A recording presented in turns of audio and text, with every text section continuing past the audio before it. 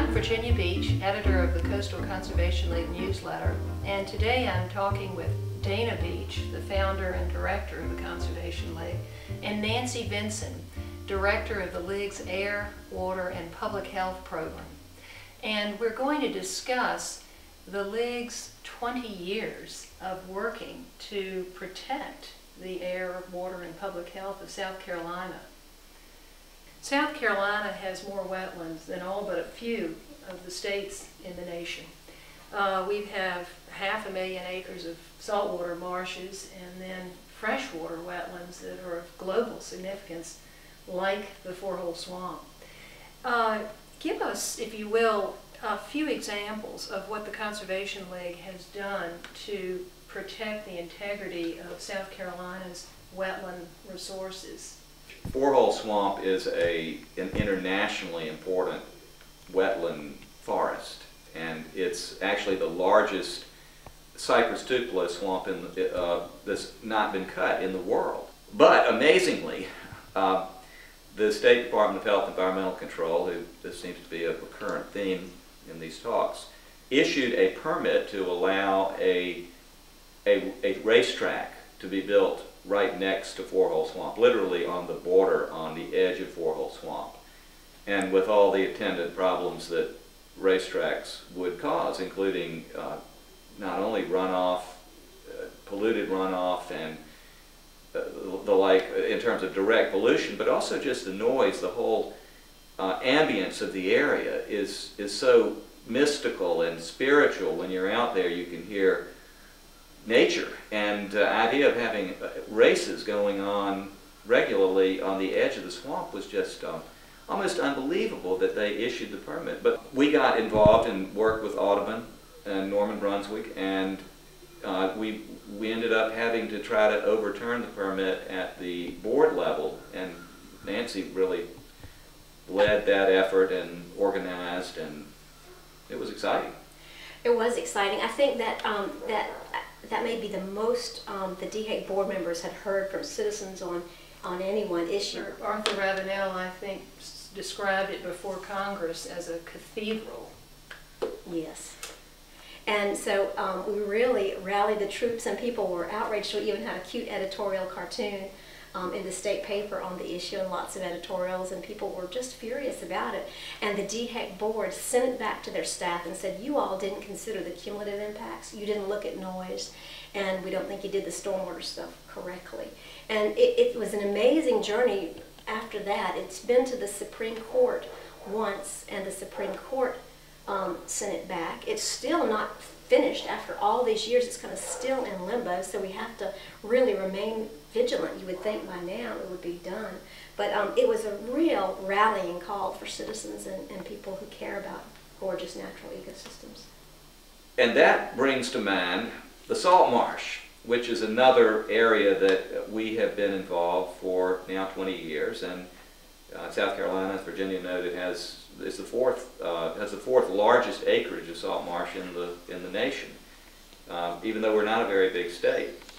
So in the midst of all this salt marsh, we have little marsh islands, hammocks some people call them, and they're disproportionately important to wildlife because they provide habitat for mammals, minks and otters, and of course we have plenty of raccoon habitat, but they provide raccoon habitat, and as well as nesting sites for really fairly threatened species like the painted bunnies. Yes. And other songbirds, and migratory stopover for birds coming up, flying up to the Arctic to nest.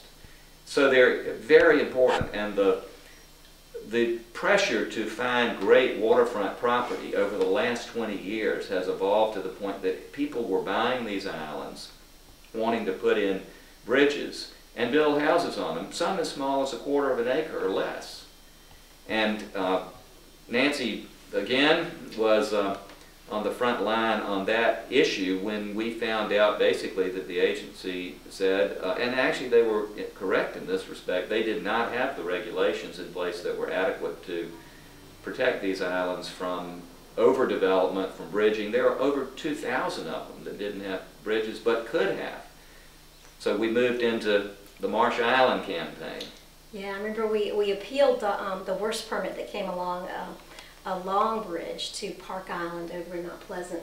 And the agency staff, I mean, they had some regulations, and judges defer to agency judgment. They really could have denied these permits and should have, because they were supposed to consider public need. Was there public need for a private developer to bridge across the public trust tidelands so he can maximize profits on developing a Marsh Island? I don't think so. But so we really had a tough time with that appeal.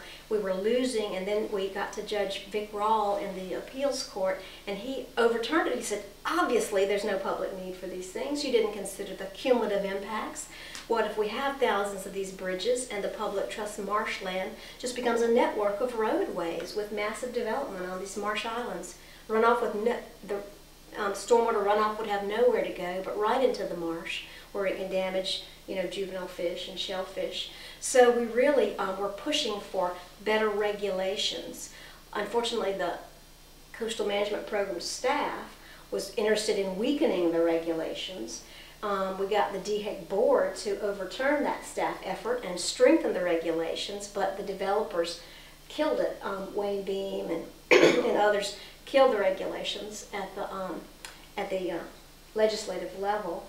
Fortunately, there was a change in leadership at the Coastal Management Program, and Carolyn Bolton appointed a committee of reasonable people to look at these regulations and come up with something that would you know, be able to people could buy into and would pass the legislature. And Will Cleveland was then the Conservation League board chairman, served on that committee and did a fabulous job. And Elizabeth Haygood kind of steered the whole effort as the chair of the DHEC board. And we got regulations that allow a few bridges to islands that are larger and closer to the mainland, but really prevent 95% of the bridges that we could have had without this regulation.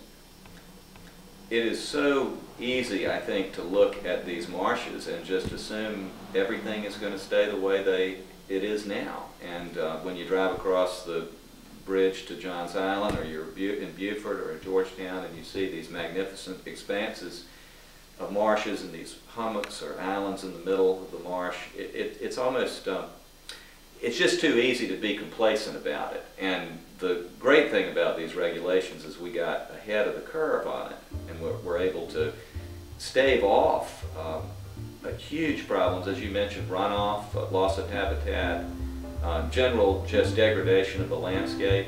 It would have been a terrible thing, but today we're in pretty good shape with it.